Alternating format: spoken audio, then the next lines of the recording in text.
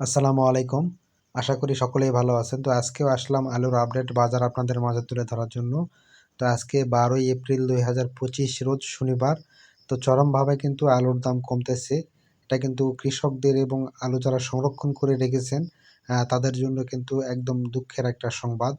গত কয়েকদিন থেকেই কিন্তু আলুর দাম ব্যাপকভাবে কমতেছে। তো এইজন্য কিন্তু কৃষকেরা একটু আলু বেচাকেনা বন্ধ রেখেছে বর্তমান। যদিও এটা সম্ভব না বেশিদিন রাখা, কারণ আলু একটি পচনশীল পণ্য, যেটা বেশিদিন কিন্তু সংরক্ষণ করে রাখা যায় না। আজ হোক বা কাল হোক আলু কিন্তু তাদের বিক্রি করতেই হবে। তো তারপরেও একটা আশার মধ্যে তারা আছে যে হয়তো কিছুটা দাম বৃদ্ধি পাবে এবং তারা কিছুটা হলেও এই লোকসান যেটা হচ্ছে এটা থেকে কিন্তু হয়তো বেরিয়ে আসতে পারবে। তো আজকে আলুর আপডেট বাজার হচ্ছে সাদা ডায়মন্ড, যেটা এটা কিন্তু বেচাকেনা হচ্ছে ৪২০ থেকে ৩০ টাকা বাজার সর্বোচ্চ, এবং আ লাল স্টিক যেটা এটা কিন্তু বেচাকেনা হচ্ছে ৩৬০ টাকা সর্বোচ্চ প্রতি মণ। তো বুঝতেছেনই আলুর দাম কিভাবে কমতে, কমতে একদম তলানিতে এসে ঠেকেছে বর্তমান।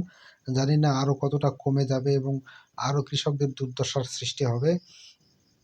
তো আলু কিন্তু উত্তোলন অনেক আগেই শেষ হয়ে গেছে। এখন কিন্তু এই সংরক্ষিত আলুটা কিন্তু এখন বাসাবাড়িতে বা মাঠে রাখা ছিল।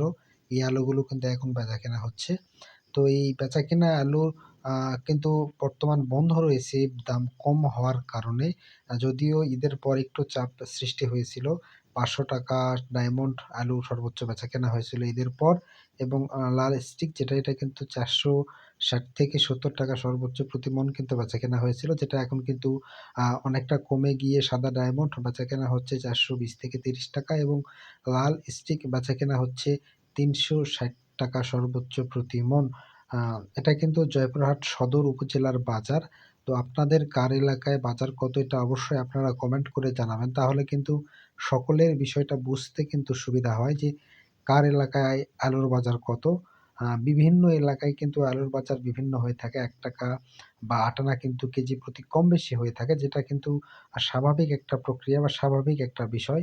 আর আমি একটা তথ্য দিয়েছিলাম যে ভারত ট্রানজিট সুবিধা কিন্তু বন্ধ করে দিয়েছে। এটা আসলে আলুর ক্ষেত্রে বা আ নেপালে যে পণ্যগুলো যায় ট্রাক যোগে এটা কিন্তু নয়। এটা কিন্তু হচ্ছে আপনার পোশাক শিল্প, যতটুকু আমি জানতে পেরেছি।